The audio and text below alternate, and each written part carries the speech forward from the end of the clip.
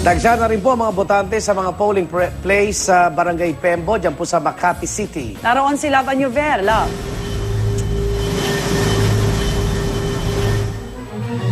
Rhea Iga, no, isa nga sa mga dumagsa rito sa Pembo Elementary School ay itong ating mga senior citizen. At ang maganda rito, Iga and Rhea, meron silang sariling tent, no, sa labas nitong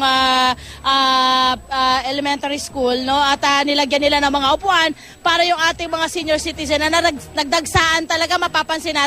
Napansin namin, Iga, no, nakaramihan ng mga nagdadagsaan dito ay mga senior citizen nga. So kailangan talaga ng assistance. Yung pong grupo, meron po kasing grupo ng mga senior citizen dito ng barangay mismo, ng barangay Pembo, no? Sila daw po yung nag-coordinate para yung ating mga lolo't lola at mga senior citizen ay maging maayos yung gagawing pagboto ngayong umagang ito.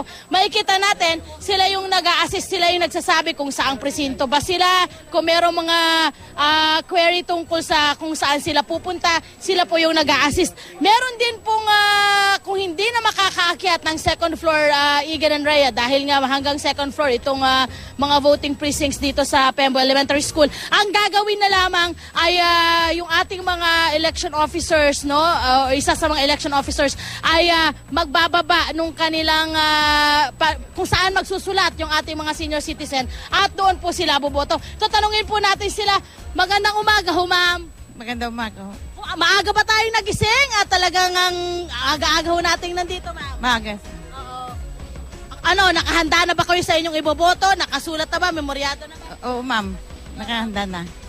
Ano ho bang klase ng leader ang gusto nyong piliin? Anong pipiliin nyo? Kayo, kagaya nyo na, I'm sure marami nang nagdaang mga opisyalis sa buhay po ninyo, ano? At nakikita nyo yung mga difference ng bawat mga kumakandidato. Kayo po ba, para sa inyo, anong priority nyo? Anong gusto nyong maging leader? Yung matulungin, mabait sa mga tao. Sa mga tao. Oo. Ayan. Tay, kayo ho, maganda ba to na mayroon kayong sariling lugar? Ay, ito, mag-asawa pala sila. Dito na tayo sa... Ito. Tay, kumusta? Good morning. Hello, ma'am, good morning to. Sir, ito, tanong ko lang po sa inyo. Maaga tayo nandito.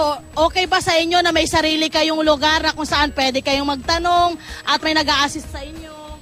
Opo, ma'am, sana po yung mga barangay na chairman, kapag manalo sila, wag nila pabayaan ang mga barangay nila hanggang doon sa kurakot lang ginagawa nila o ano mangyayari. Kaya kayo, mga opisyal ng barangay, wag kayo rin nagkurakot. Kasi yung mga opisyal dito, mula Senado hanggang sa hanggang sa mayor, hanggang congressman, kurakot lahat. Oh, sige, thank you.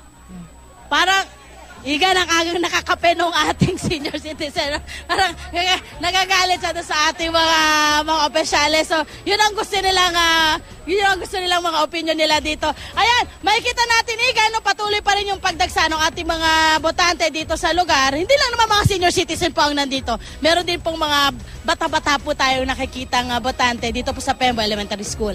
Yan muna ang aming update mula rito. Balik sa'yo, Iga and Rhea. Maraming salamat, Love Añuver.